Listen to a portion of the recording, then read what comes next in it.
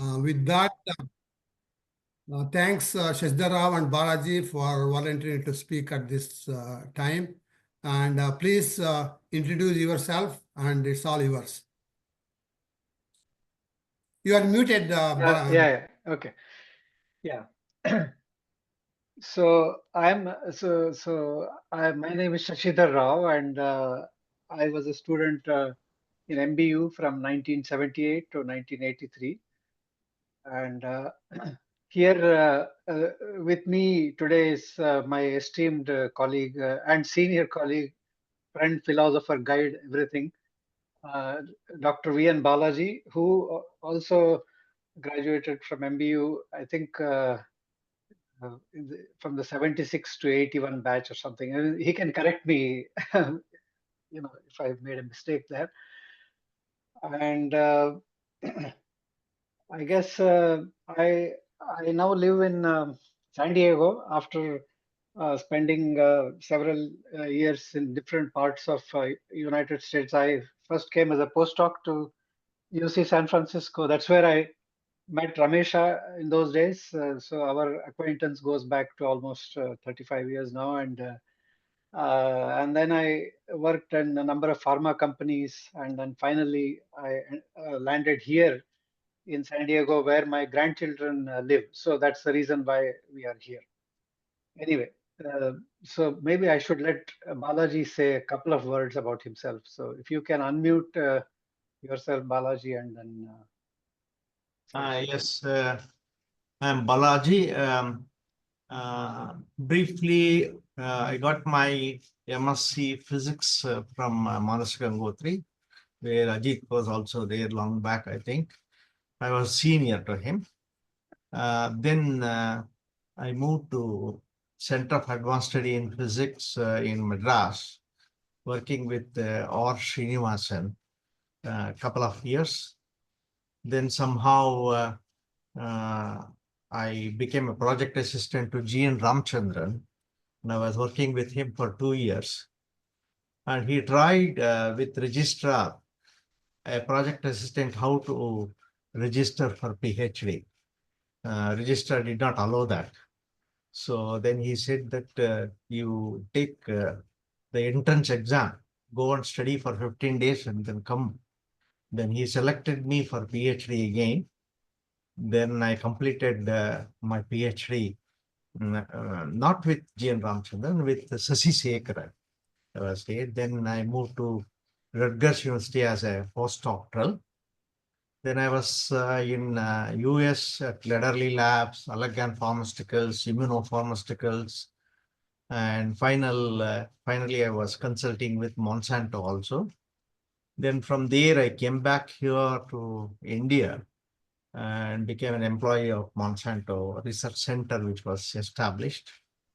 Later on, I moved to Jubilant Biosys as a first employee and continued there for almost 15 years and took retirement. Then I am upgrading my skill set through NPTEL courses, completed around 18 courses, got domain certification in computational biology, artificial intelligence, and data sciences. In this group, I am having my 4 collaborators. One is M. Jagannath Rao, other is Kottayal Varghese, Shashidhara Rao, and Ajit Kamath. And latest one is Jeenu Raj also. So I am continuing at my home, doing some molecular dynamics simulation, and Jeenu is helping me with that. So that is my little background. And still trying to see whether some of the concepts that I had in 1970s, 80s, which is there in a notebook, can we do all those things? And we are trying to complete that. I think a little bit I stretch too much introducing myself, handing over to Ramesh to request Shashidhara to make his presentation. Okay, Shashi, it's all yours. Okay, thank you. So I'm going to go into the presentation mode. So I would like, Yeah. so is there something? Yeah, I can share the screen. Okay. So let me. So if you can allow me to share, I will Yeah, share. it's multiple people can share. You should be able Okay. So let me do this. And okay. So I'm sharing my screen It's along not with come. Just it hasn't along come with. shown up yet. Just a minute. Yeah, it is. Okay, yeah, here you go. Okay, you can see this, right? Okay. Yes, yes. You can go So to the presentation mode. yeah, I'll do that. Before I went into the presentation mode, I also wanted to say that there is one slide where there is also sound. So I hope that you will be able to hear that properly. Otherwise, we'll see how to deal with it. Okay. Okay. So uh, so both Balaji and I, we thank Ramesha very much for giving us this opportunity. This has been on my mind for some time to talk about some work that we have done recently. Let me just go back to slide number 1. That's where it is. Okay. So the title of our talk is Revisiting Ramachandran Maps. And this is not only an attempt to talk about our recent work, but also to go back a little bit in history and review how things evolved over years and decades in this area. Uh, because the name Ramachandran map is actually the very household name in the world of chemistry and biology, particularly people who deal with proteins and peptides and so on and so forth. Okay. So this is the brief outline of the talk. So initially, I'll begin by giving a brief introduction to what Ramachandran map is and what the context of how it came about and so on. Then we'll dwell into some historical perspectives relative to the development of these maps. And then we'll talk about the so-called steric and contact maps, followed by the development of energy maps in the five size space, which is another name given to Ramachandran map. So Ramachandran space or five size space is another. These are all same things. We'll also talk about some more recent developments over a period of time where statistical models were developed by different groups for structure evaluation of proteins and peptides. Then we'll talk about Pohl plots, which are the experimental Ramachandran maps. And these plots were initially developed in 1971 by a fellow called Pohl. He's a German scientist. And then we'll go into some details there. And then we will compare the experimental Ramachandran maps that we have derived with the theoretical maps that folks have worked on over a period of several decades. And then finally, I will end the presentation by highlighting some ways by which our maps can be used in future work by people who are involved in the domain of protein structures. Okay, so talking about protein structures, of course, everybody in this group, I'm sure, is very familiar, but just to recap a few things. So, for example, when we talk about protein structure, you can talk about the primary structure, which is the amino acid sequence. We know that there are 19 L amino acids and glycine. This is in natural proteins I'm talking about. Occasionally, we see some D amino acids. So you can think of this as a series of attached beads. And then there are secondary structures which can be formed with these amino acid residues. They come in various shapes and in various motifs. You can call them as motifs. Like everybody is familiar with alpha helix and beta sheet and coiled coil, beta trans, and all that. But there are a number of other motifs that are commonly in vogue. And then there is the tertiary structure, which refers to how these secondary motifs are arranged in three-dimensional space. So these tertiary structures are the three-dimensional folds that you can get information from X-ray studies or NMR, and nowadays, of course, the cryo-EM is a big field. So that is another source of these three-dimensional structures. And then finally, there is the quaternary structure, which is the arrangement of all these multiple subunits that can come together to form a functional unit. So sometimes a single unit alone by itself may not be biologically active, but they need to associate themselves through various interactions like hydrogen bonds or ionic bonds or and hydrophobic interactions to cause the biological effect that they are meant to. So here is an example. Of course, again, I'm sure that this group doesn't need too much of introduction here. This is an example where you can see this is the monomer, the monomer in the basic subunit, which comes together in this kind of association to form a functional unit. This is the structure of a catalase, which has been taken from the PDB. Okay, so we move on to talking about Ramachandran maps. So first, I will give a general overview of what you can say a 64,000 foot overview of what Ramachandran map does. So it is a two-dimensional plot to visualize energetically allowed regions for the backbone dihedral angles of amino acid residues in protein structures, and we will discuss a little bit more about what these backbone dihedral angles are in just a moment. But if you can bear with me, so moving on, these visualizations can be done in terms of what we call as contact distances or between atoms or energy. Again, we will go into a bit more detail later on.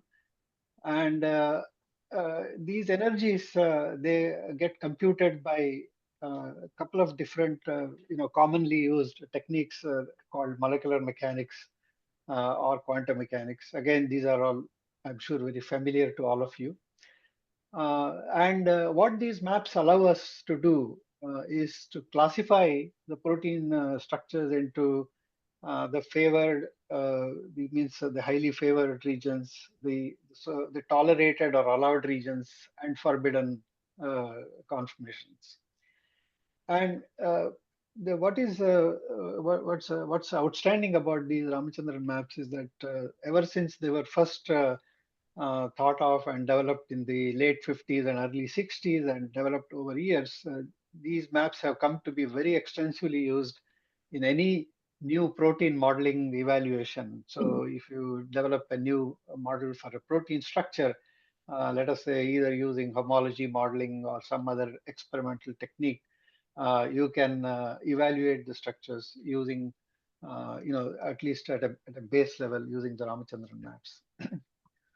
Okay, so let's get into some historical perspective. And I'm very happy that there are a number of my senior colleagues here, so they can correct me if I'm wrong, because again, this is something I was not there for all the history that developed, but a lot of it is, as they say in legal terms, a hearsay, but it is all hearsay from very reliable sources.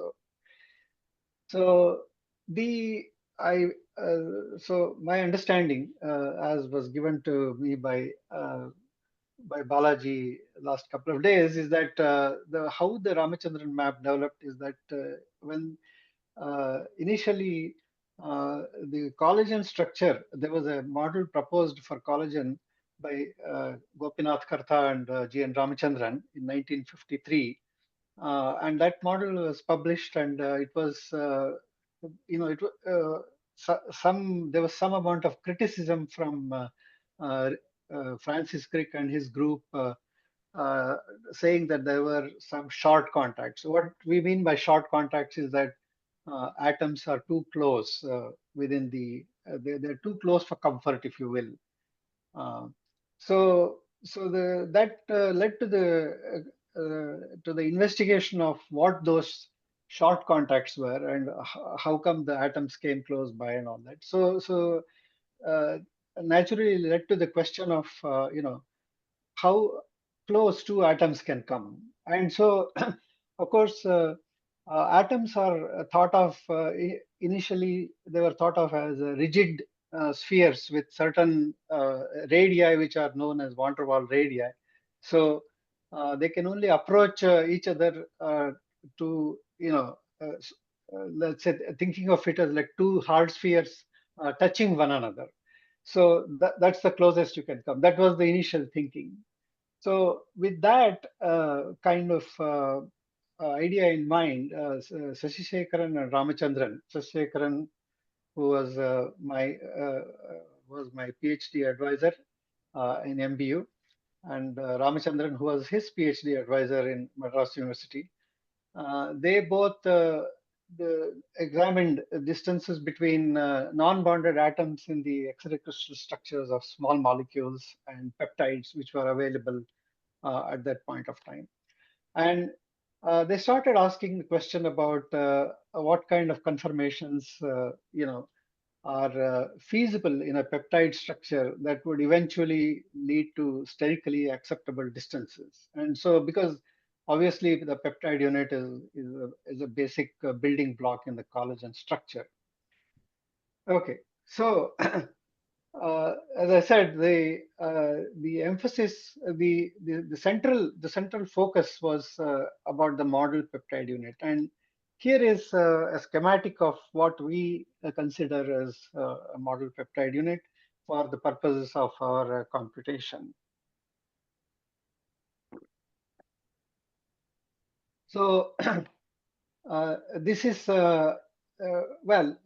this is what I mean. There are a couple of different ways people refer to this. So you can call it as a peptide unit, or we call it as an alanine. Suppose this is only a methyl group. This C beta is a methyl group. We would refer to this as an alanine dipeptide. So even though the word dipeptide is there, it's actually a peptide unit coming from this side and this side combining to form this model moiety here. So we call it as alanine dipeptide as a reference. And there are, of course, dihedral angles which cause the rotations about these single bonds, the NC single bond and the C alpha C single bond here. And these are amide bonds which are typically in trans orientation. So here is a three-dimensional representation of the same molecule. You can see, you can kind of get a sense of how it is in 3 dimensions.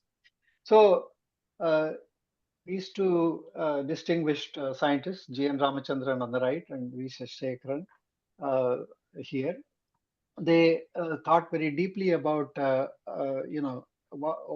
what would be the values of these phi and psi angles in order to have acceptable distances in protein structures.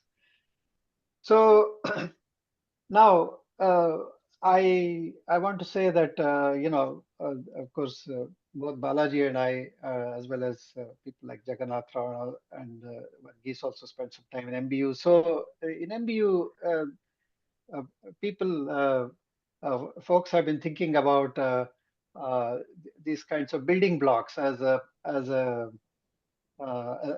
building blocks for polymers. So like polynucleotides and polysaccharides and polypeptides and things like that.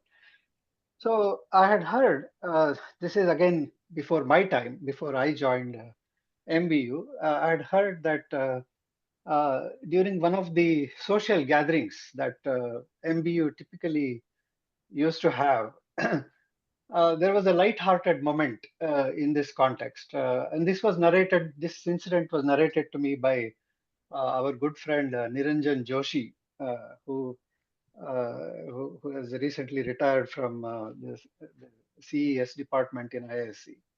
So here it goes. And so somebody, I believe it may have been Professor G.N. Ramachandran or it may have been somebody, but somebody asked this question as to what is umbriger. Now, Of course, the old timers, youngsters probably won't know this name these days, but what is Umbrigar? And the standard answer, of course, those days that was expected was that he was the chairman of the board of control of cricket in India, and he was also a very well-known cricket player. But apparently, the answer, I mean, the reaction to this answer was that that's not the right answer. The right answer is actually, it is the monomeric unit of polyumbrigal, because he was popularly known as polyumbrigal. And I apologize for the poverty of this joke, but anyway, I was very impressed by this. As a young student, I said, "Oh, there are several ways of thinking about anything that is poly." Because I also came to know that when I came to America, I realized that there are a lot of uh, people whose names also they just call themselves poly. So anyway, sorry about that. Moving on, we go into the next development. So thinking in terms of all those angles and what they mean to distances led to the development of the steric map or the contact map. And so, what is this contact map? So, in order to develop the contact maps, basically, Shashidharan and Ramachandran came up with a set of distances between groups of atoms or atoms. For example, in this case, a CH group versus a CH group. So they came up with distances again based on the observations from crystal structure data of certain distances that were very commonly observed, and they called them as normal or usual distances. But they also realized that there were occasions when these distances needed to be flexed a little bit, and so they hypothesized a set of distances for each pair of atoms here, what are called as rare, or they were also called as extreme distances in later publications. So you can see that the rare distances have a flexibility on the lower side. That means the two atoms, instead of being rigidly fixed at 3.5 atoms, angstroms, can actually get down to something up to angstroms. So that means there is a certain amount of flexibility to the nature of the hard sphere model that was initially thought.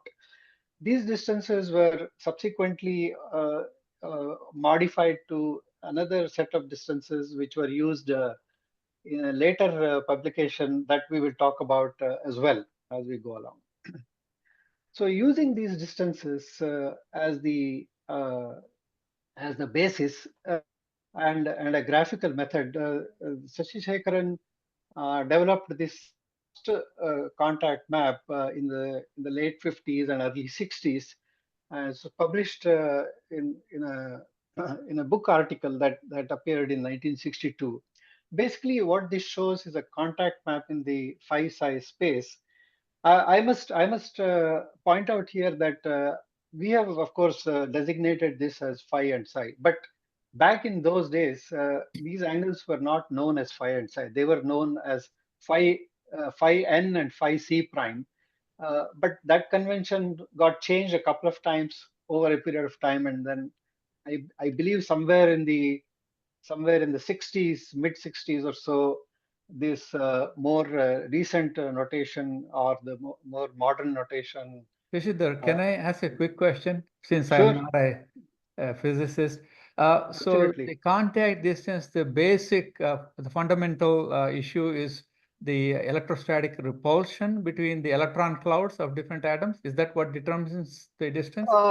No, here basically when these initial contact distances were derived, they were on the basis of the van der Waals radii. So, and we'll talk a little bit more about that later. So, what the van der Waals radii actually represent is it is what is called as a dispersion term, and so it means how one atom feels the presence of another atom. So the physical distance that the two atoms can approach. So if you think of them as think of them as two metal spheres. If the two metal spheres, you can only put them together like this. You cannot penetrate one another.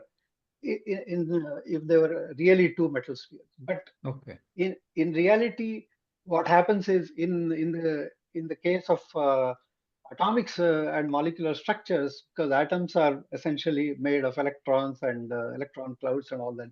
These electron clouds, they can come, they can kind of, there is certain amount of plasticity, so because of which they can penetrate one another and they can approach closer. That uh, can include the electrostatic effects, and we will talk about that in some more detail later. But the more dominant force is the so-called dispersion force, which dictates how physically close two atoms can get. In a way, you can think of it as, I know it's a hard concept to appreciate, but think of it this way: that there is the gravity. Gravity is a force which which it is different from any other kind of force. So in that sense, this is like the gravitational equivalent in the atomic world. You can think of it that way. Yeah. Thank you. But Shashidhar Rao, isn't it mm. the electrons between the two atoms are shared? In the Uh, bond is happens, the electrons between right. the two. That is Yeah. right. That is in the bonded system. When the two atoms are bonded, they are shared. But when the two atoms are not bonded, for example, this alpha carbon and this oxygen, Okay. they are not bonded. They are at a distance. So they come together in space. Okay. So that is the distance we are talking about here. We are not talking about the bonded distances. So Okay. Okay. Okay. basically, basically these rules, if I may go back to a previous slide, basically these rules apply, these distance rules apply to the apply to non-bonded distances between any two atoms. So depending on the atom type, so if it is a carbon oxygen atom, then Got it. Got the it. the rule is that they cannot approach closer than 3.2 angstroms or whatever, that Yeah. kind of.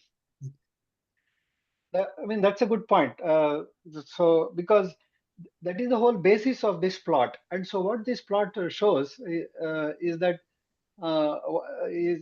see, this area which is enclosed by solid black line is the one that is obtained by when you use normal distances. That is when you have a normal van der Waals radii based contact distances. These are the areas that are allowed. Whereas if you use the extended distances, that is the extended on the lower side typically, you allow for a little bit more space of the 5 psi space to to occur, and you can see that, and we'll talk a little bit more about what these regions correspond to in the next few slides. So you can see that flexing the distance a little bit gives you greater flexibility in the occurrence of the conformations in the 5 psi space, and uh,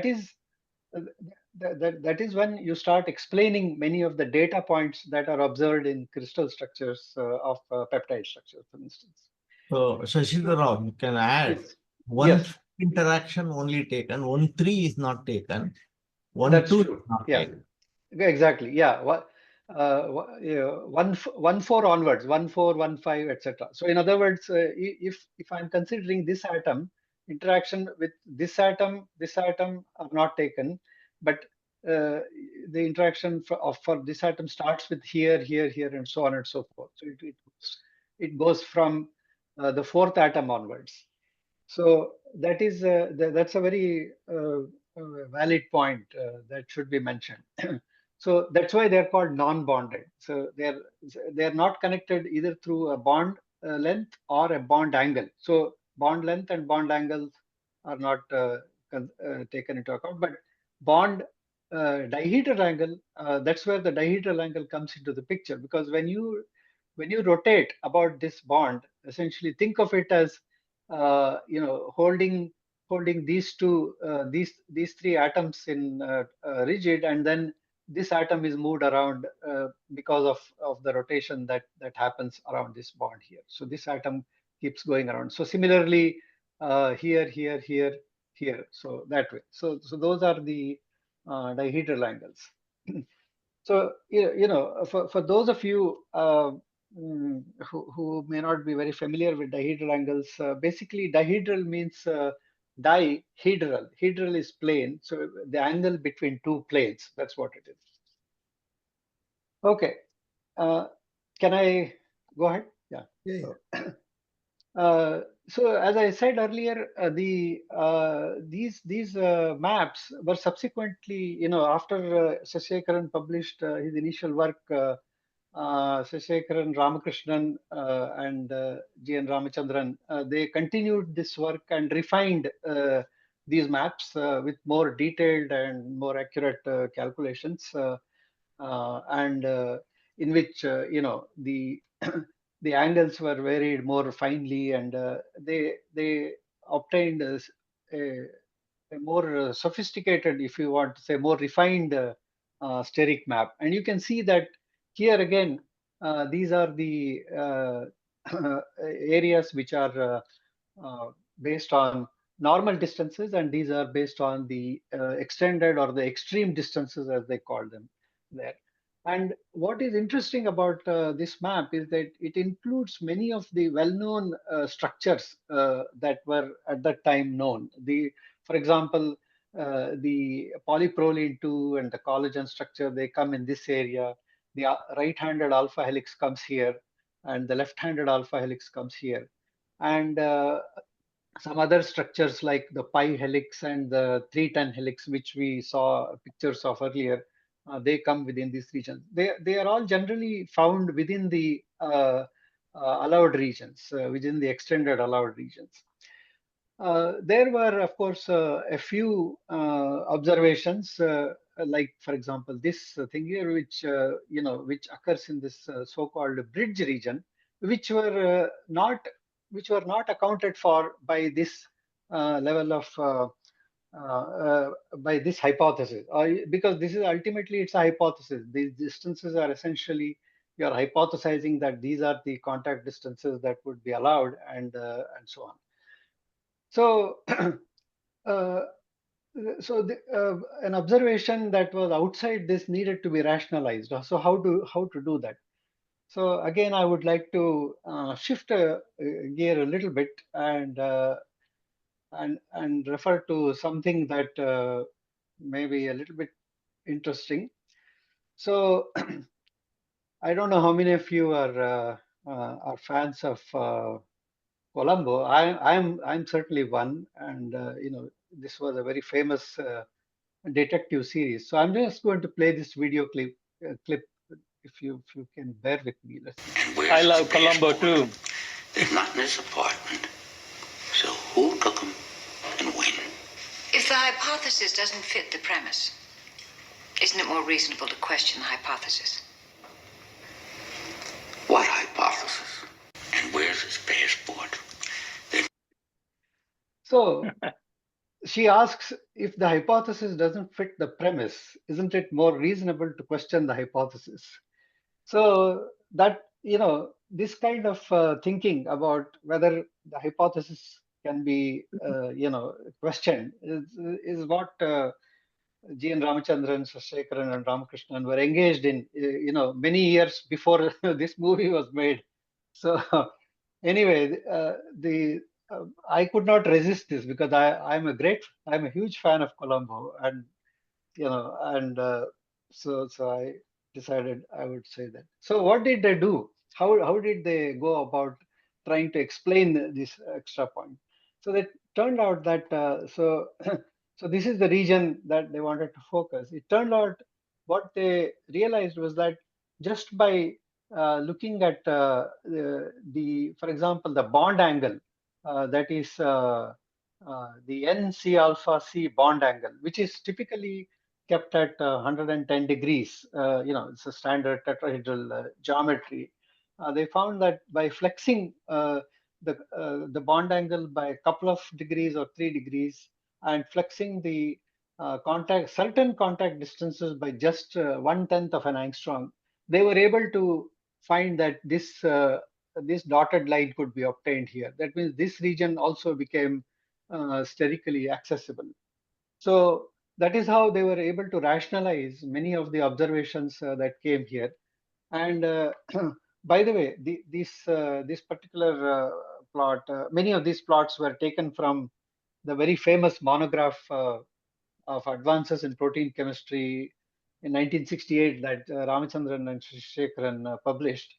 And so you can actually you can go back to that paper and see many other similar plots, and you can see that it turns out that a lot of cyclic peptide structures occur in this region because they are somewhat constrained, and depending on the environment, the conditions of crystallization and so on and so forth, that kind of flexibility is very reasonable to accept. And so the theory got modified in order to to accommodate the experimental facts here. Okay, so here is the corresponding map for glycine residues. Now, as I said earlier, this the previous slide was for anything that had alanine or C beta atom. When there is no C beta atom, it's just replaced by hydrogen, you no longer have the asymmetry that is characteristic of either the L or the D amino acid, and you can find a very symmetrical map in this region for glycine, and you can see that there are a number of observations in the bridge region as well. Now, these hashed regions are marked because these are special regions which are called as the so-called 2,7 ribbon structures, which are energetically not very favorable, but they do occur in certain peptide structures. So these are marked for that reason here. Anyway, so now the steric maps are nice. They give you a general idea about how what conformations are favorable. But what they don't tell you is within a given area, which conformation is is better or worse. That it doesn't say. So in order to get a better handle, one of the obvious things to do is to go in and use the energy metric to evaluate different conformations. And so that's what was done. Again, Ramachandran and his group and many other groups around that time, like Flory and Sharaga and all, they were engaged in this kind of investigation. So energy calculations, again, this is just a brief overview for those of you who may not be entirely familiar. Energy calculations are done in a couple of different ways, as I mentioned earlier. The first approach is the molecular mechanics approach, or the so-called classical mechanics approach, if you will, in which the conformational energy of a model peptide or any molecule for that matter is generally regarded as the sum of all these terms. So the first is the non-bonded term, and we talked about this in terms of the steric, the hard sphere models. Except here, instead of just looking at distances, we now have a potential function that describes both the repulsion between the van der Waal steric repulsion between atoms, as well as the attractive nature of their interactions. Then comes the the other important term that is included is electrostatic interaction, and this is the point that Manjunath was making, and that is the interaction between charges on the atoms, and these charges, of course, are not in the quantum mechanical sense, but in the classical mechanical sense. The charges are simply considered as point charges. That is, each atom is regarded as a point where there's a certain charge resides, depending on the the polarizing effect of the environment and so on. And then, of course, there are hydrogen bonding interactions. They have to be treated specifically because there are constraints on how close the atoms can come, and how the angles between various atoms are involved in hydrogen bond in order to define a strong hydrogen bond versus a weak hydrogen bond versus a very weak hydrogen bond. Also, typically considered in their energy calculations are distortions in bond lengths, bond angles, and barriers to dihedral rotation. So, as I mentioned earlier, the dihedral rotation is, of course, a very important aspect of the conformational analysis. And so, depending on the environment of the atomic systems, there you can have different barriers. For example, you cannot rotate very easily around a peptide bond, around an amide bond. So the barrier to rotation about an amide bond will be extremely high, whereas the barrier to rotation about a single bond, like a carbon-carbon single bond, will be quite low, and so on and so forth. So there are, and of course, the hydrophobic interactions. Now, all these energy calculations over a period of time have been conducted in the context of various force fields, because what a force field is basically a set of parameters that describe these interactions, these various interactions. And there are some well-known packages that people use these days. Of course, back in the days when we were students, we did not have access to any of these. We basically wrote our own computer programs to model all these kinds of interactions, and or or we borrowed them from our seniors and so on, which is what I did. But I think people like Balaji and Jagannath Rao, they were very prolific with programming, and they did a lot of the programming work in that area. Anyway, but the important aspect to note here is that when you use these force fields, the calculated energies, they become sensitive to the parameters that represent the so-called atom types, which is very important. So, for example, an oxygen is not always the same oxygen. It is very much dependent on the kind of connectivities it has, and whether it's sp2 oxygen or sp3 oxygen, whether it's surrounded by a bunch of heteroatoms or a hydrophobic environment. So those kinds of things are reflected in the differences in the atom types, charges, hydrogen bond characteristics, and solvent effects. Then there are other methods. As I said, there are quantum mechanics methods, the semi-empirical and ab initio. I'm sure you have heard of them. And then there are also combo methods, or the QMMM methods. They are called as QMMM methods. They have become very popular, where what is typically done is they treat a given system, particularly if it has two components. One component that is small, typically small, is treated in a quantum mechanical way, and the other component is treated in a classical mechanical way. It's a system by itself, and if anyone wants to know about it, we can talk offline on that subject. Okay, now using these various molecular mechanics approaches, classically going back to the 60s, a number of energy maps were produced. Now, in these energy maps, what you now see is it's the same 5-size space, and for reference, you can see that these steric map also has been redrawn here in the dashed line and in the solid white. But in addition, you see these lines, these contours, which are the iso energy contours, and they typically begin from where the lowest energy is found in the whole space. Considering that as 0, the contours increase in value, like 1, 2, 3, 4, 5 kilocalories, etc. We will talk more about that as we get into our own investigations. So this was initial work that was done by Ramachandran's group, and you can see that using a simple non-bounded energy function, they were able to reproduce more or less the qualitative characteristics of the steric map that they had talked about. So all the conformations which are within up to 5 kilocalories per mole, kind of correspond to the outer limit of the steric map that they were talking about.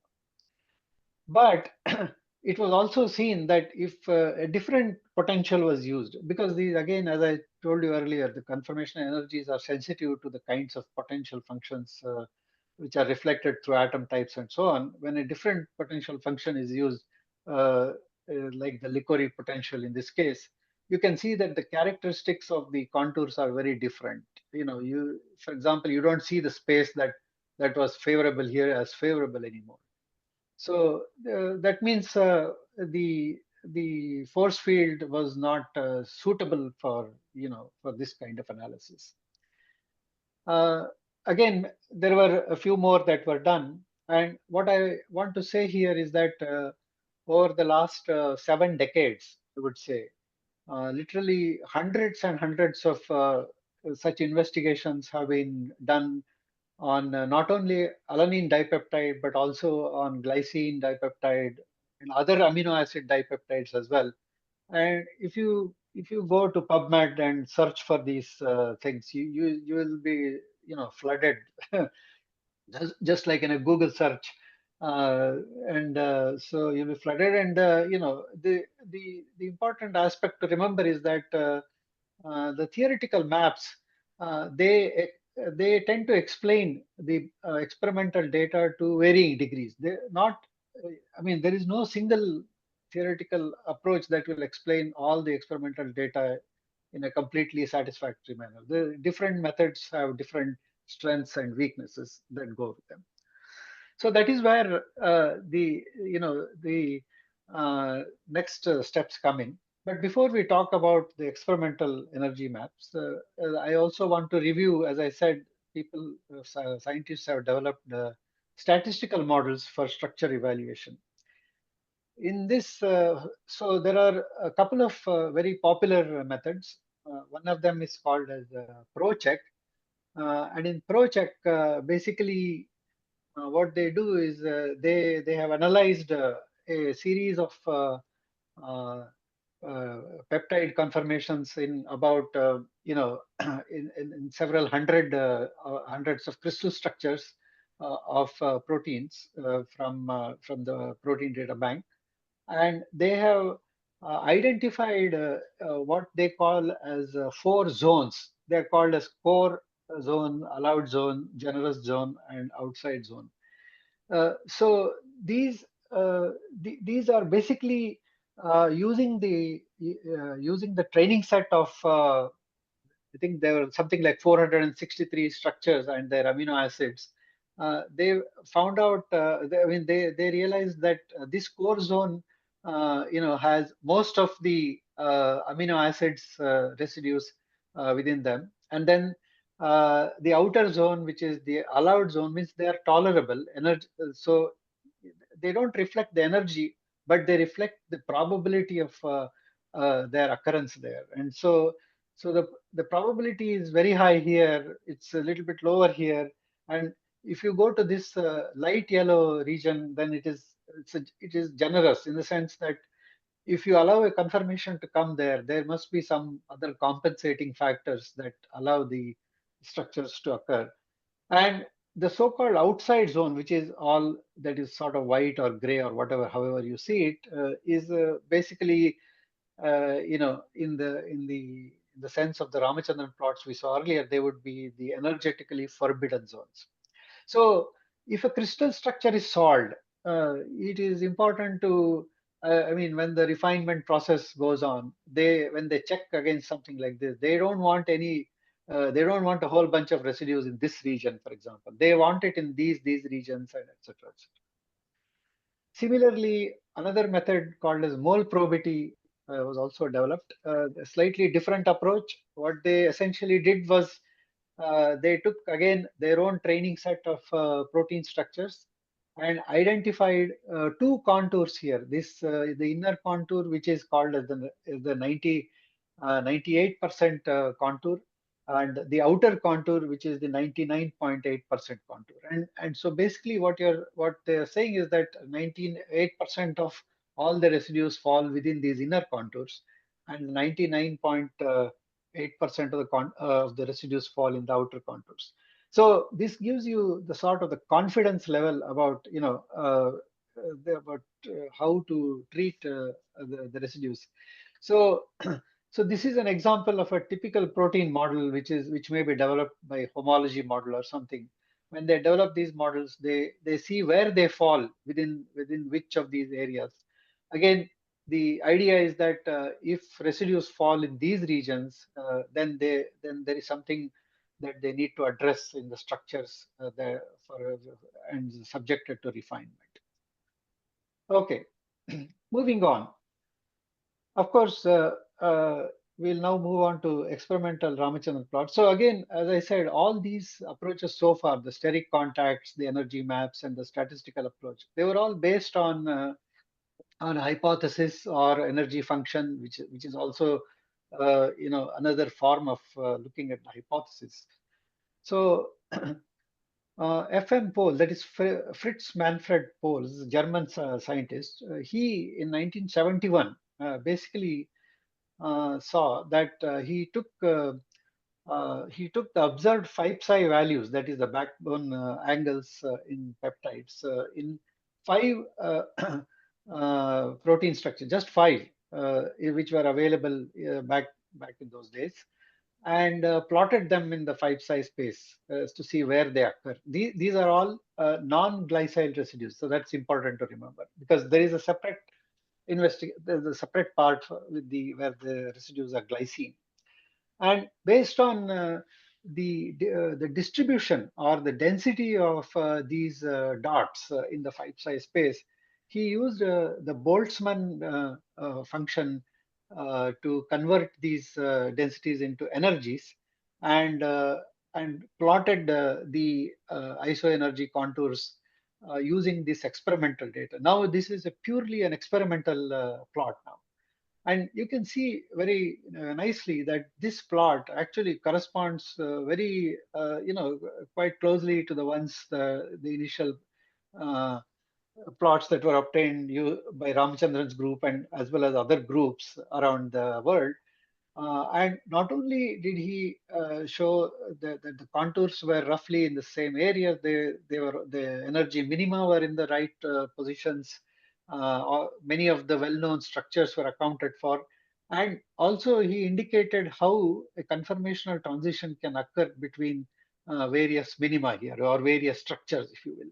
So this line here indicates the pathway by which the protein structure would undergo a transition from one conformation to another. So this was very interesting. And then he also extended the same kind of map for glycine residues with the amount of information that he had.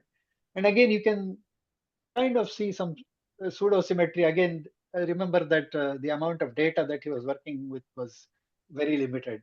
It's a very interesting paper. Folks might be interested in taking a look at this reference here. So we were inspired by this work, and as Balaji said in his introduction, his history with this kind of work goes much longer than mine, and so he had been thinking about this problem for quite some time. And during the last few years, we we extended these investigations using the more modern version of the protein data bank, which now has hundreds of thousands of structures as opposed to just 5 or a few hundred back in those days. So these are a couple of references. These are a couple of publications that we have published recently, and they describe all these things in more detail if anyone is interested in taking a look at that. So what I'll just describe very briefly how we went about collecting the data, because one of the important aspects of this investigation is what kind of data is collected, and there are reasons for doing so.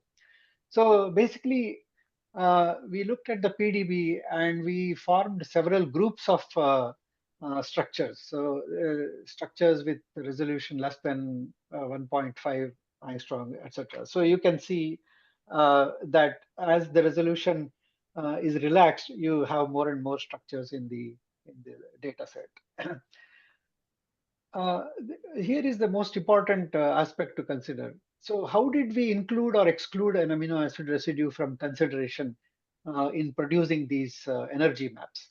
So what we said was that any residue that had very unusual bond lengths and bond angles, which sometimes do occur in crystal structures, they it's common, particularly in highly resolved structures, you don't see them very often, but in less resolved structures, they may occur. So some distorted bond lengths and bond angles, those residues were straight away rejected. We also rejected any residue which had interchain and intrachain NHCO hydrogen bonding interactions.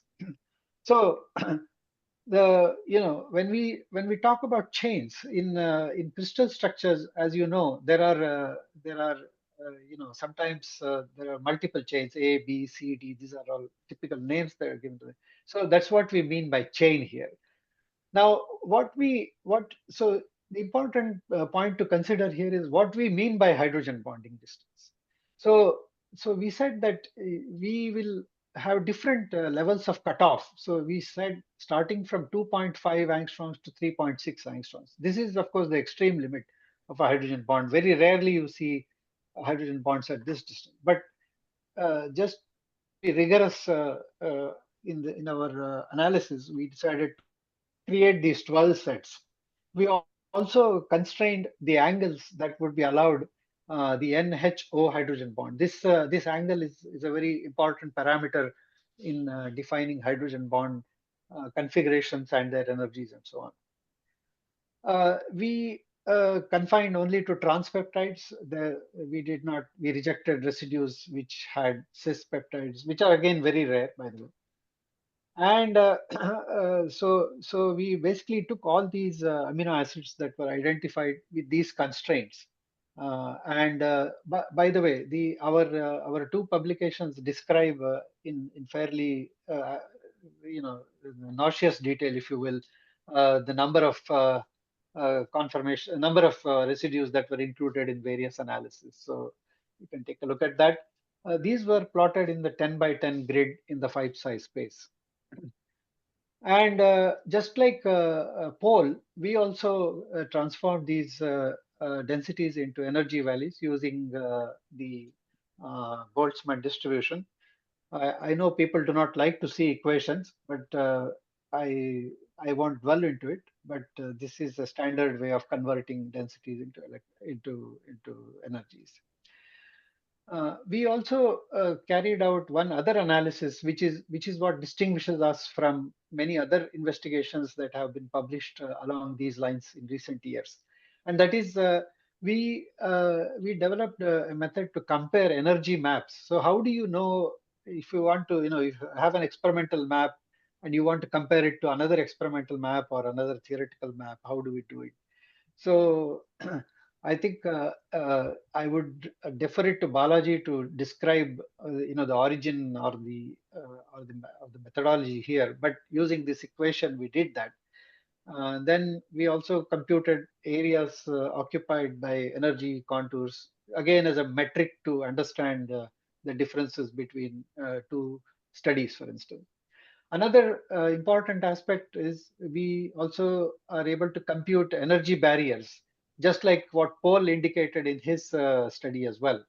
But we were able to compute some of these energy barriers in some example, and we'll talk about one example at the end. Okay, so what did we get? What did we get from all the analysis? And again, I'm going to show you only a few snapshots of our analysis. So this is the experimental energy plot for ALA dipeptide. So this entire map is entirely with only observed data. So there is no potential energy function that we used and so on and so forth. This is completely coming from the experimental side.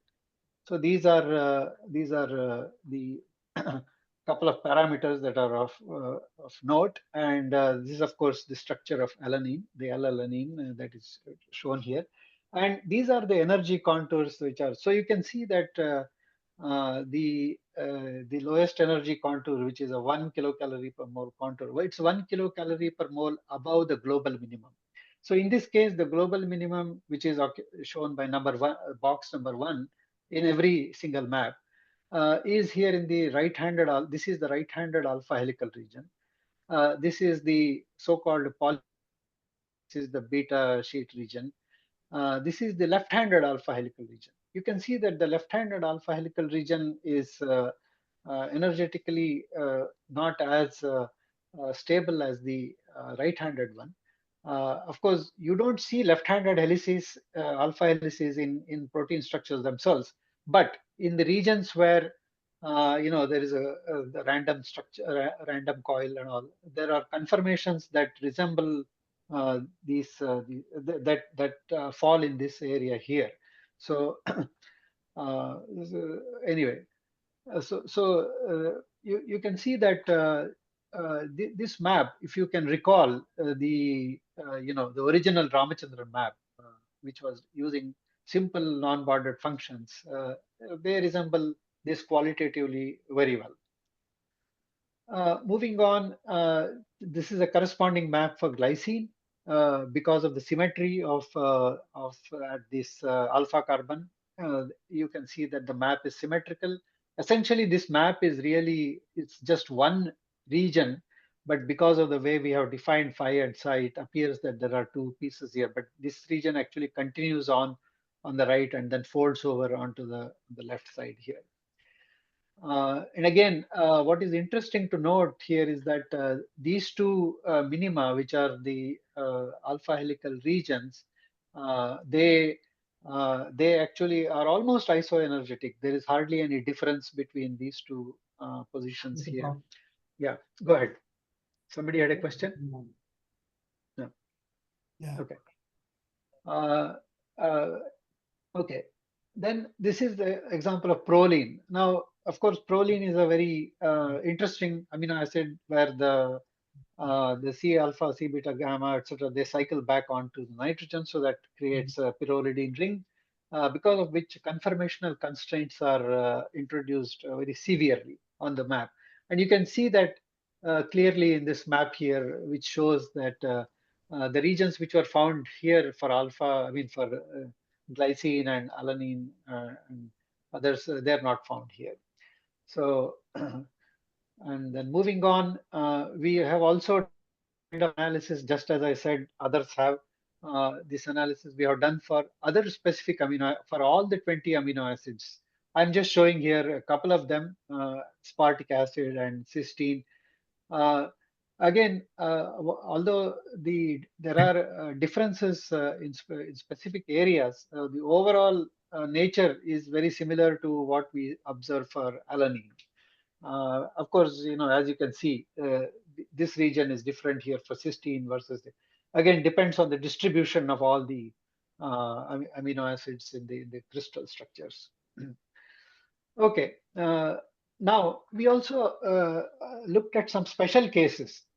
What happens if a proline residue follows, for example, alanine? We have also done this for all the 20 amino acids, but I'm just showing a couple of examples here. So if a proline residue follows alanine, then the conformational restriction, even though alanine itself is free, because of the presence of proline, the conformational space accessible to it becomes highly restricted compared to if it was not followed by proline. So similarly with glycine, you can see that the map is very highly restricted because of such conformational constraints. Okay, we also did another interesting analysis where we said we can take all the amino acids which are not glycine and not proline, and but they're followed by proline. So anything that is non-gly or non-pro but followed by proline, and again, this is the kind of distribution you get. You do have a little bit more conformational space accessibility simply because of the way different amino acids occupy different regions of the conformational space here. But it is always noteworthy that most of the allowed conformations or the energetically favored conformations occur in this what we call as the third quadrant and this second quadrant of the 5 psi space. Very little in the first quadrant and almost non-existent in the fourth quadrant, which are very high energy structures here. Okay, now what we did in addition to looking at the PDB structure. So as I said, these maps were obtained from the PDB from the data from the PDB structure. These are protein structures. So we wanted to see how whether these maps can be validated using small molecule X-ray data from a different database, which is the CCDC. There is the Cambridge Crystallographic Data Center. And these are, of course, they have lots and lots of data on small molecules, but also lots of data on small peptides. So we took those peptides and we examined those in the context of our energy maps. And it is gratifying to note that with a few exceptions, like here, most of the occurrences of those structures, is well within the within 5 kilocalorie per mole contours here. This outside black line is the 5 kilocalorie per mole contour. You can see that most of them fall within that region. Now you have included only the peptides here, not the small molecules. Only the peptides, not let's say, just let me verify that with Balaji. Only with peptides. Only with peptide. Yeah, correct. Yeah, because you're right. There could be small Yes. molecules which can contain like peptide-like bonds, but no, we didn't include those. Yeah. And we have not considered here the packing of these peptides in a small single structure, which may also affect a little bit of conformation. We have not, looked into that in detail. That may be the reason some data plot, some Some data of these points points, are yeah. living outside of this 5 kilocalories. Yeah. Okay, so this is a similar validation for the glycine map as well as for the proline map. And you can see here, I mean, literally in the case of proline, except for a couple of points, everything is within the 5 calorie region. For Okay. those peptides which fall outside this 5 kilocalorie energy, is there any feature that describes why they are outside this energy map? Do you know what I mean? Yeah. Is there any, you mean whether they should be? Why some of those peptides fall outside the region? We have not really examined those crystal structures. We have to just carefully examine and then see these residues may be having some other packing interactions or some other hydrogen bond interaction or hydrophobic or Coulombic interaction with another peptide that we have not disallowed in the small molecule structures. So maybe that may be the reason, but we have to look into that. We have not done that analysis thoroughly. And there is also the possibility that, I mean, since these are small molecule structures which are resolved to a very high degree, we don't expect any distortions, but there could be some unusual systems. For example, not only packing, but also, if they are involved in some, say, some metal interactions or something like that. So we don't know whether those kinds of extraneous factors which we have not accounted for could be responsible. What are the typical length of these peptides, small peptides that have crystal structure? Do you have any? If it has any let us say dipeptide moiety with a C beta atom or a proline atom, that's what we have just concentrated. It can be from dipeptide to maybe oligopeptide up to 7 to 8 peptide units. Yeah. Some long ones are there, but that also has been included in this one. Very few of them are there, very long ones. We should be careful about cyclic peptides. That is also there included in this one. And maybe because of the cyclization, some conformation might have come outside also. Okay. Okay. Okay. Now, now that we have given a brief glimpse into the kinds of experimental plots we have obtained, we were obviously curious to know how these plots stack up against the theoretical map. So how do we look at it from the that have been obtained from different investigations that I alluded to earlier. So here is an example. Again, I want to show two cases here.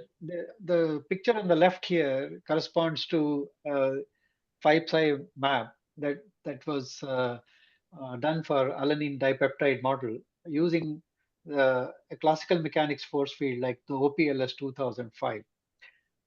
And it turns out that when you do the calculations using this force field, the kinds of contours you get are kind of similar to the ones that were obtained from earlier calculations. And also there are similarities to the experimental map of the alanine in this region in general. I mean, again, there are very specifics which are different, and we can look into that. But overall, in an overall sense, they appear similar.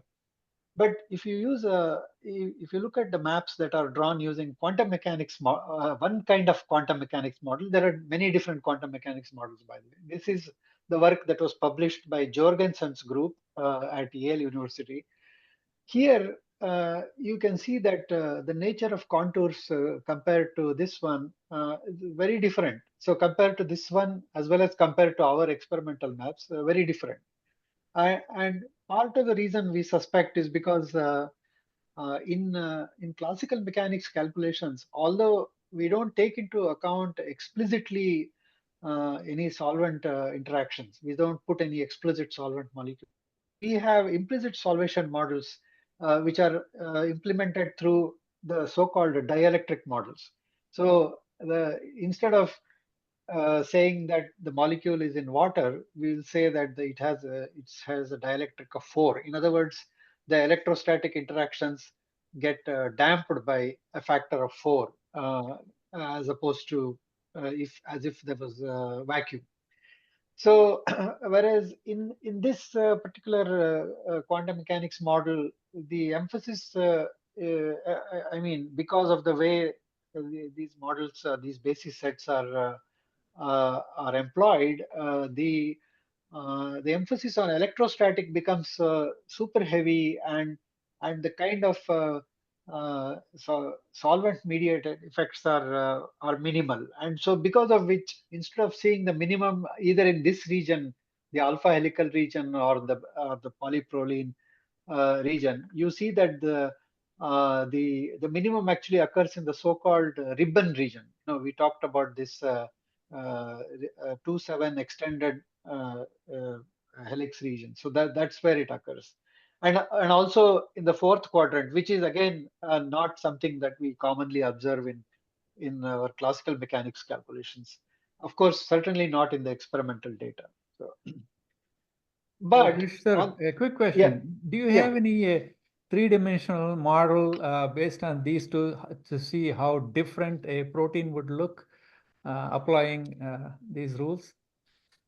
I mean, if you don't have, I mean, that's fine, but I was just curious. Instead of the graphs, you mean, yeah, if you transfer into actual built-in three-dimensional structured protein, how different would it look based on the one on the left and one on the right? Based on the one on the right, yeah. So the three-dimensional structures based on something like this is what we commonly see in crystal structures, right? But if we were to build a three-dimensional structure based on these preferred conformations, we what the experiments tell us is that we would probably see a lot of bad contacts, particularly if you take conformations in this region. because we know if I may go back to some of my previous slides here. So for example, here we know that these conformations in this region, they are high energy conformation.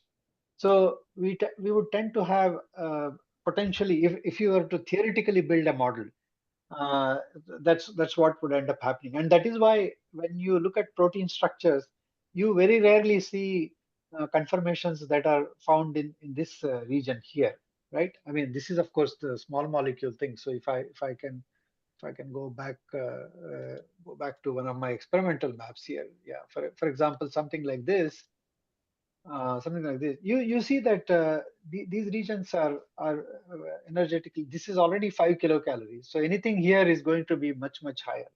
So you would have a lot of distortion. That is what the experiment would say. Uh, so uh, so in that sense, these maps become the standard bearers, if you will, at least with the current level of experimental data that we have. Now, in future, I mean, or in a different world, maybe there would be another set of structures which might show up here, and then we would have to refine our theory about how to explain that kind of thing. But Shashi, can I yeah. ask the same question Uh-huh. that CK was asking in a different Uh-huh. way? Uh-huh. So you laid down the rules initially theoretically and based on earlier data, and then you looked at your dipeptide crystal structure. Right. So when have you looked at, so since there are thousands and thousands of full protein three-dimensional structures available, the same bond angle, same rules, how are they modified by the fact that there are additional amino acids on either side of the dipeptide in the context of this huge database that we have available? Actually, that is what these maps are, right? These maps are a reflection of the conformations of the amino acids in the environment of in the environment of the protein, with the constraints that these residues don't interact with, let's say, they don't have any long range interactions, so there is no bias from long range interactions. So that is what these maps really refer to.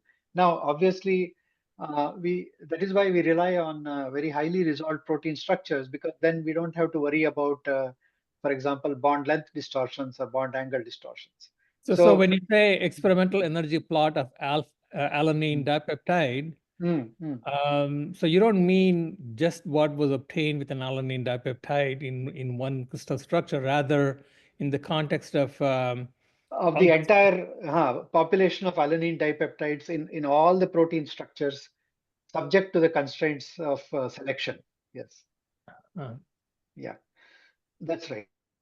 So that is why that is why these maps now, you can say, they kind of become the fundamental currency for evaluation of other protein structures. So tomorrow, if somebody else were to solve a new structure or build a homology model, or do some NMR study and then develop models from them, this would be a good way to evaluate, to see whether all your alanines within that fall within this region, or where they fall, etc., etc. So, Now, and the same thing, instead of looking at the alanine dipeptide, what if you look at histidine serine dipeptide? yes, Will it be the same? that's right. In fact, we have done this for all the amino acids, all the 20 amino acids. Okay. And so in the example that I showed here, for example, so we looked at, for instance, I'm just showing you here asp and cysteine. But if you go back to our paper, the second paper particularly, it has all the 20 amino acids listed there, and I'll be happy to send.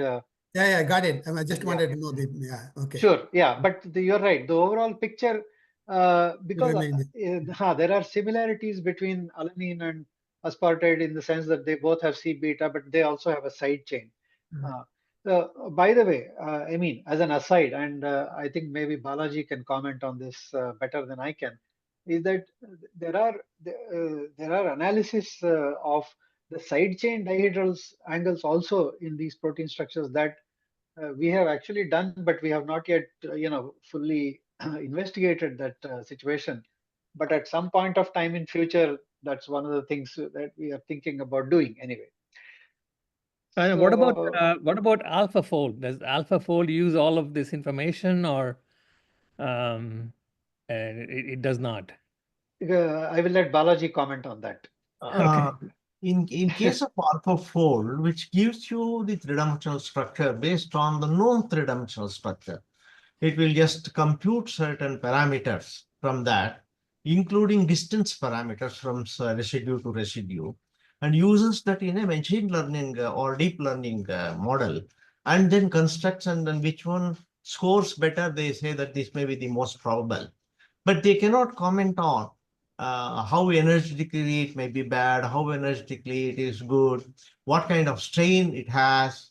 Those things they are not evaluating. They are just evaluating, given the set of moieties in three dimension, a new sequence, whether that kind of moiety, what are all the conformation already possible, that is also inputted, and then they combine and then come out with a scoring matrix, and then evaluate and then say this may be the probable one or two or three structures. That's what they are doing. They are not doing energetic evaluation of that. But don't you think AlphaFold will be functioning at a better level if they take these things into consideration?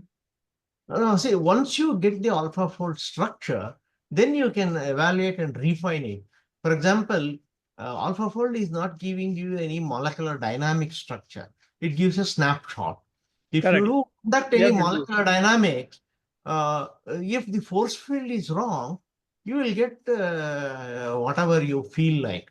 But if the force is fine-tuned to these type of energy maps, which we are just doing at, let us say, dipeptide level, and with all the side chain amino acids, and eventually we go with for the amino acid side chains, different rotamers, and then see what kind of energy functions should be fine-tuned, and then conduct the dynamics.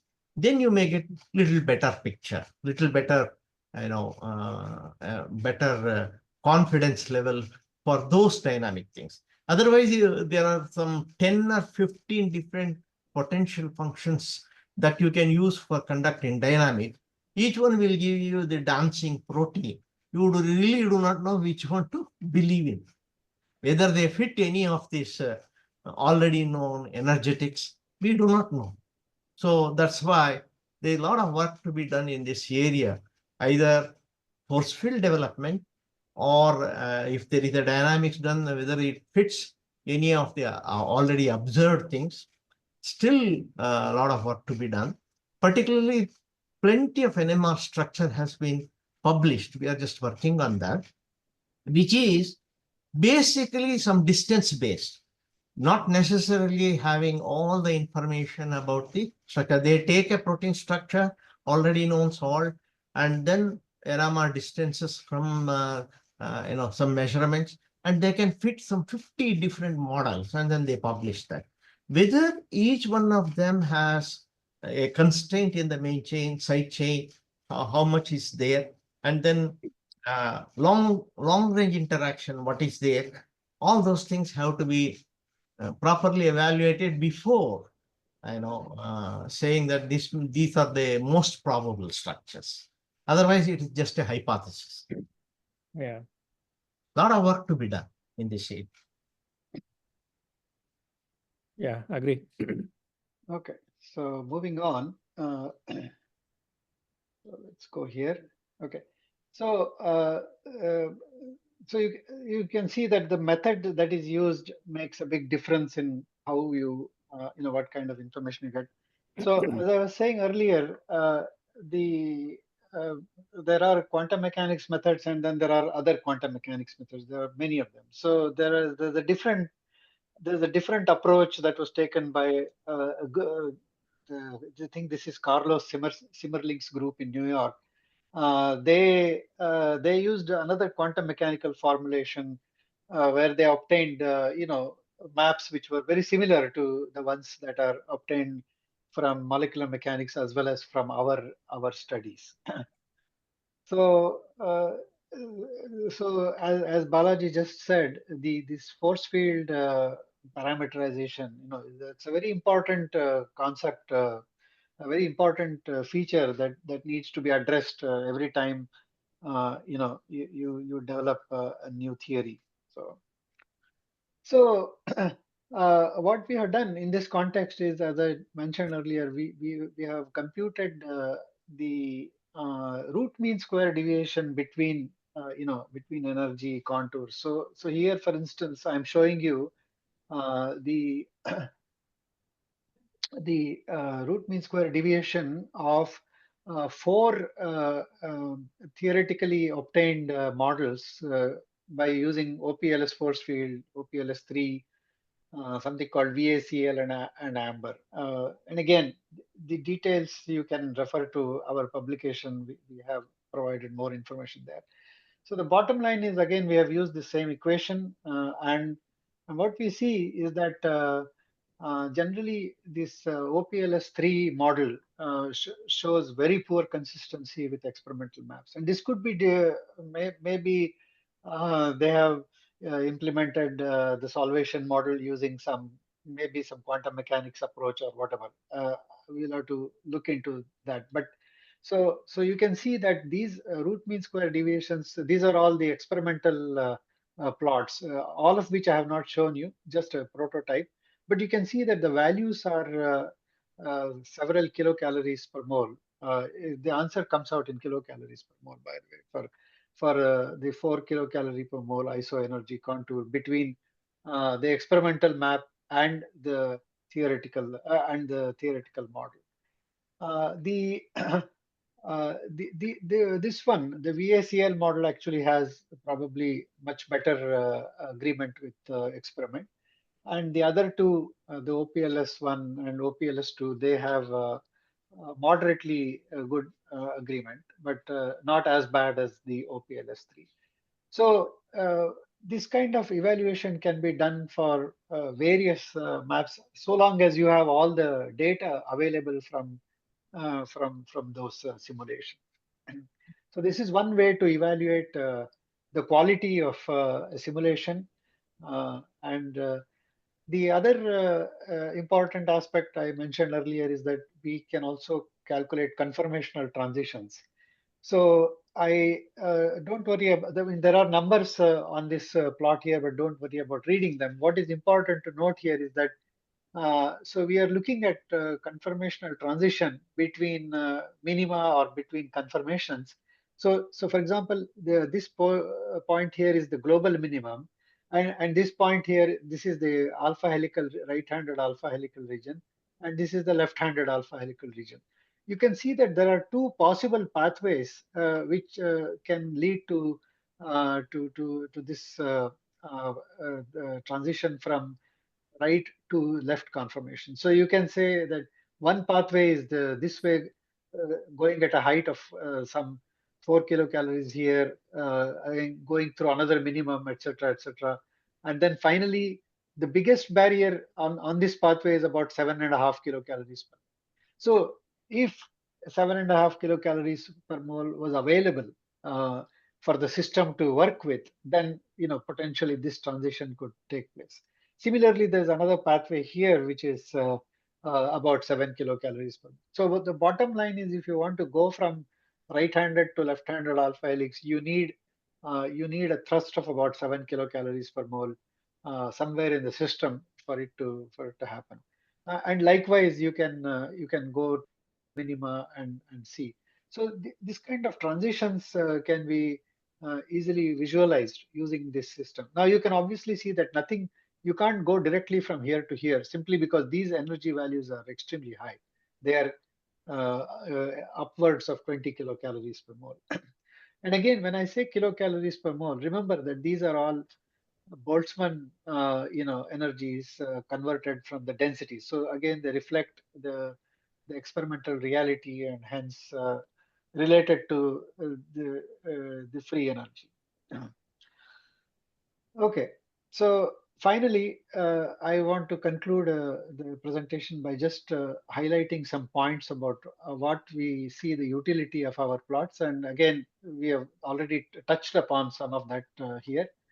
The first one is, of course, to evaluate and refine protein structures which are obtained from experiments like NMR and EM and all that. So during the course of refinement, these maps can be used to guide the refinement process, as well as models which are obtained from prediction methods like the ab initio or comparative homology modeling. And the things like AlphaFold that you mentioned, for instance, that would be that will be one of the examples. Uh, the we have actually we have published in our second paper, we have published a case where we have actually examined one PDB structure which was obtained from NMR, where there were something like I don't know, maybe a dozen or so structures that were bunched together. So we evaluated which of those 12 structures was likely to be the most stable. So because you can now attribute, at least based on the backbone conformational distortions, you can attribute energies associated with each of these structures and get an understanding of which structure is likely to be more stable, or which group of structures would be more stable than the others. And then obviously, extending along the same lines, if you are doing engineering proteins, if you are replacing, let us say, an amino aspartic acid by an arginine or something like that, you can look at the impact by comparing the two maps, of on the energetic stability and so on. Then subsequently, you can go backwards into the force field area and guide the optimization of the force field parameters so that you can have better consistency with the experimental maps. So if you're developing a new theory, for instance, whether it is in molecular mechanics or quantum mechanics or any other system, these maps can be the guideposts for making that happen.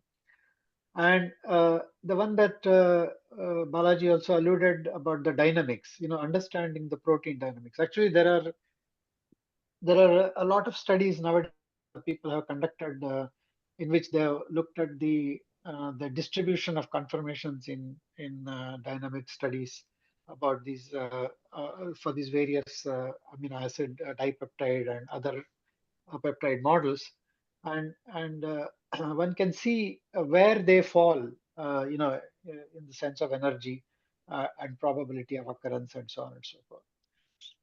So with that, it remains for me to thank a number of people, our co-workers, Govardhan, Balaji, and H.G. Nagendra, and when this work was going on, I was happily ensconced in the David Case's group in Rutgers. It was a very nice academic environment. Of course, we during the course of this investigation, when we were writing the papers and all, we consulted both Professor Shashidhara and Joshi frequently, and they gave us very valuable input. And the Cambridge Crystallographic Data Center, they gave us a free version of the software, data, etc. So that was very useful, as well as the RCSB people for their help. So, I will stop here and we can continue the discussion. Be happy to do that. And I want to thank you all for, I think, really stimulating discussion. At least I feel very stimulated. I hope you'll pardon me for the jokes and for the video clip that I tried to infuse into the presentation here. They were good jokes. Thank you. Wonderful presentation, Shashidhar. I have just one question. Sure. Maybe two. One is is a fundamental question. How does what is the correlation between stability of a protein and its functionality? Is a stable protein less functional than an unstable or a flexible protein, which can go through all the twists and turns and stretching so that it has a better adaptability and enzyme function? And I'll add the second question too. Okay. In terms of evolution, a protein, probably we are looking at the final product of millions of years of evolution. So, Absolutely. so this is the protein has ultimately reached the lowest energy level and the most stable configuration. Are there any studies looking at old proteins like superoxide dismutase or something like that in different organisms where some of them have less rigid configurations and then evolved into more rigid configurations? Yeah, they are so thank you. They're really wonderful questions, and so I will first take a stab at it, and then then Balaji can add something, and anybody else also can pitch in.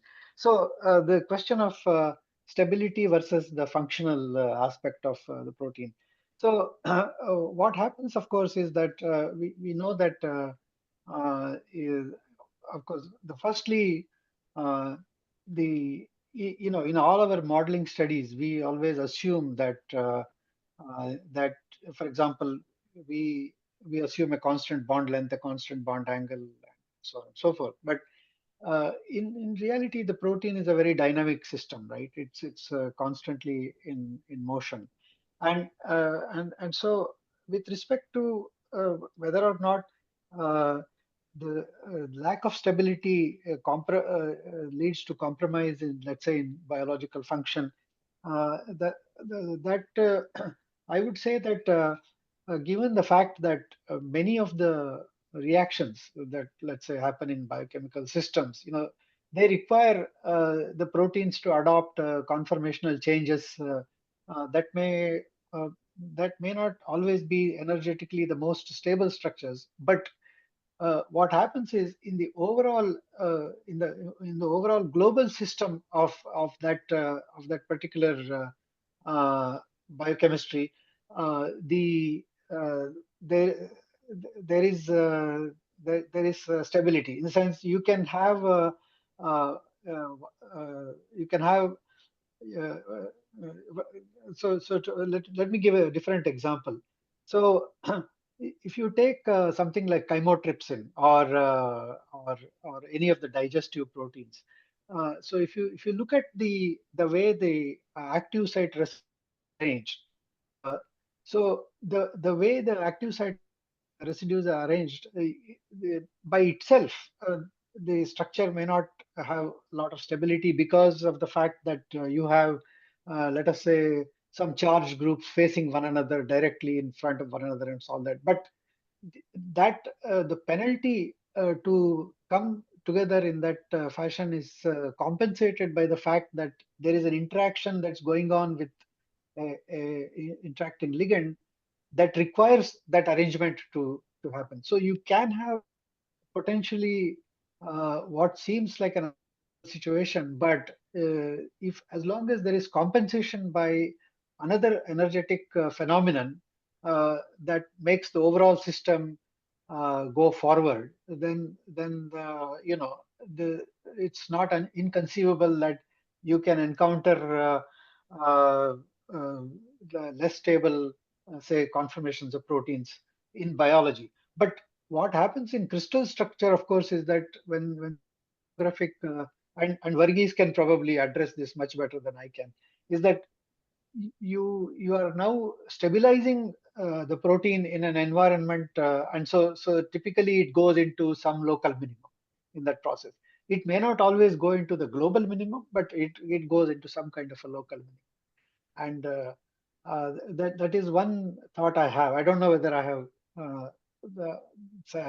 said that appropriately enough. Yeah, I think I But agree with you. I Yeah. agree with you. You know, sometimes when you do a crystal structure, you find it in a closed state. Mhm. But to be active, it need to be in an open state. And Yes. when you do complexes, you can indeed observe that open state in the complex form. Mhm. Rao, you can So- close the screen. Oh, okay, slide okay. Yeah, presentation. yeah, okay. Okay.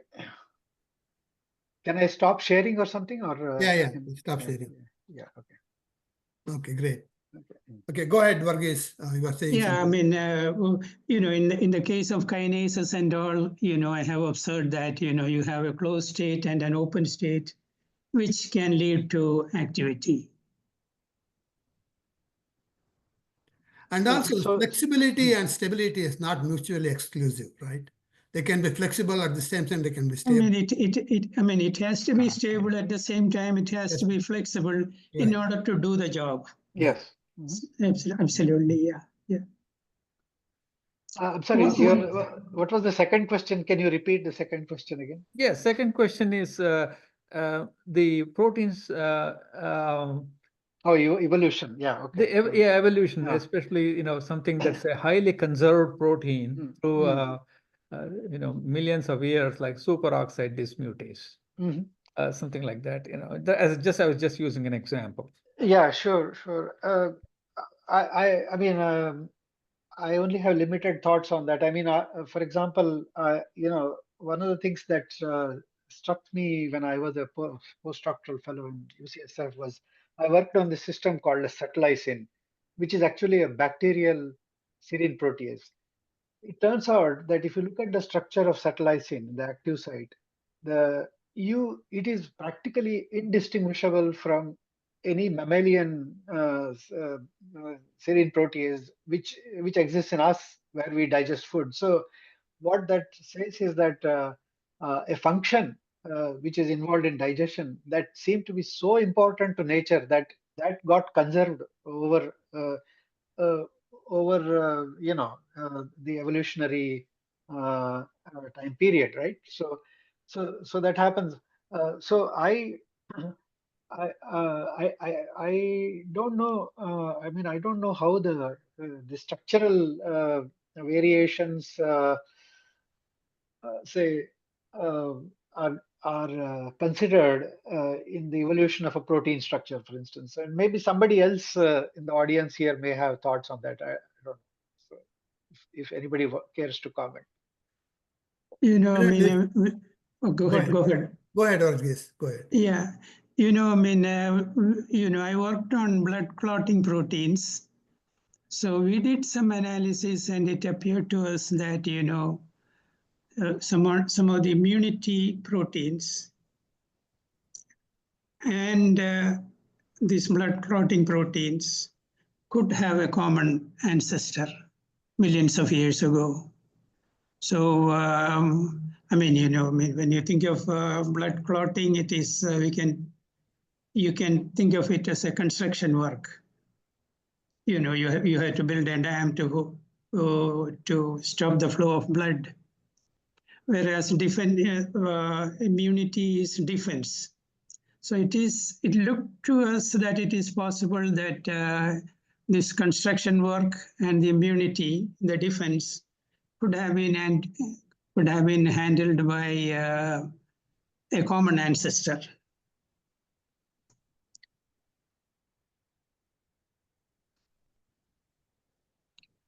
I have one question, both Balaji and Shashidhara. So if you know the primary structure of a protein, can you use your model to build a most favorable tertiary structure? Yeah, so maybe I should let Balaji answer this question. This method is not for building the tertiary structure. If you have built one, whether it is alpha fold or NMR or even crystallography, whether there is a stream in the main chain, side chain, those are the things that you can just evaluate. Using this method, you cannot just come up with any tertiary structure. It is a long claim. It is not possible. Already alpha fold 2, is doing a good job of knowing patterns in protein structures, and then that it is translating and then trying to build the molecule. So you It can may be basically fine tune. 100%, it may be 100% successful, Yeah. it may be 90%, it may be 0% also. We don't know that. We have to wait and see. Okay. So Yeah. basically you can fine tune the existing structure. Yeah. Given a structure or bunch of structure, which one may be the most probable, most energetically favorable, with some numbers we can just do. Yeah, So you know, programs like DeepMind, also there are several programs which take the primary structure and build a tertiary structure, where this program can complement those activities and to help them to predict the most favorable structure. Is it correct? Yeah. Yes, yes, definitely. Once that structure comes, you can attach some number to it. One is probability, the other one may be energy. How much of constraint is there? What is the kind of energy level? What is the spring action it is sitting? How much bent is there, and then it is all sitting there, and then how it can flex or not flex. All those things can be done using this. so in that connection, you know, I mean, in crystallography, you get one structure. In NMR, you get, as you mentioned, 20 structures or more. And to me, it is a little confusing, you know, it looks like a cotton ball. Now that you can use, your techniques to discriminate or say which is the most favorable one, I think it will be very useful. Thank you, Argesh. Shashidhara, I just have just one more comment. You know, your presentation and this whole work reminded me of something similar in astronomy. There is a diagram called the Hirschsprung-Russell diagram, HR diagram. Oh, I see. Which classifies experimental data like observed positions of stars, and they plot it. And not all stars follow the main sequence. Some are outliers. So Okay. some of the proteins like here may be just outliers, and maybe it just follows a kind of a normal distribution curve where Correct. the mean, median, and mode would fall in what you're describing. But there will always be a few outliers. Is that Right. possible? Okay. So, well, because we don't have access to, let's say, all the protein structures that are going to be possible, because it may, you know, over evolution things may happen. But one thing is sure, that the fundamental physical principles obviously cannot be violated in forming any stable molecule, right? I mean, so think about it's okay. If I'm thinking aloud, for instance, can I conceive of can I even conceive of proteins which are made of predominantly only left-handed alpha helices? We don't see any proteins so far in the where you have a left-handed alpha helix per se. We have left-handed alpha helical conformations, but not, let's say, 15, 20 amino acids strung together in that fashion, right? So even though we know that energetically it's not so bad, because you may maybe in a different say planetary system where, you know, the temperatures are different, the atmosphere is not oxygen but it is ammonia or something like that. God knows what, but you know, you can conceive of potentially that kind of situation. But the basic physics of you know, how atoms interact, that is not going to change anyway. And so within those constraints, it is not impossible to conceive that there would be structures like that, structure with left-handed amino acids or with D amino acids. I mean, there are most of the amino acids are L, right? I mean, there are very few exceptions where the D amino acids do occur, but why is there no protein with say with predominantly D amino acids, for instance, right? So what happened? because energetically there is no reason to think that they would be any worse off than what we have currently. So that's an interesting question. But in the beginning there was L-amino acid, and then the evolution. That's true. In the beginning there was alumni acid. That's correct. I have to say one more thing. Since you mentioned the word beginning, there was another. So there was this was also told to me by our friend Joshi, Niranjan Joshi, that in one of these social gatherings. So why do we have transpeptide bonds in protein structures? So I think the joke was something like, Professor GNR said, "Let there be transpeptide units." It's and then everybody there was transpeptide. Anyway, that's just a silly joke. See, I mean, if you're done, you mentioned about electrostatic forces and the using of an dielectric, effective dielectric constant. You mentioned the number 4. Incidentally, in 74, when I had a discussion with the GNR, when I was in his room, he mentioned this one, using of the dielectric constant. And it so happened that, my teacher in IIT, R. Srinivasan, had a paper on on dielectric constant, effective dielectric calculating. So I looked at and then went back to GNR and suggested that it should be a function of distance. Because when two things are close, water cannot get in between. That's right. Yeah. When it is far off, it has a possibility. Right. So it has to be used as a function of distance. Right. So that the dielectric constant increases with the distance. I mean, I mean, he nodded, but I don't think anything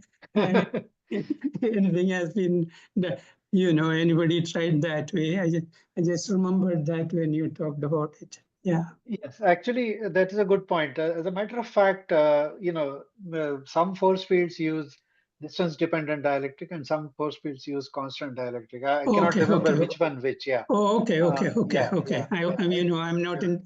I was not following the field. Okay. Right. Okay. But for example, if you run a simulation through through some of these graphics packages like Schrodinger or whatever,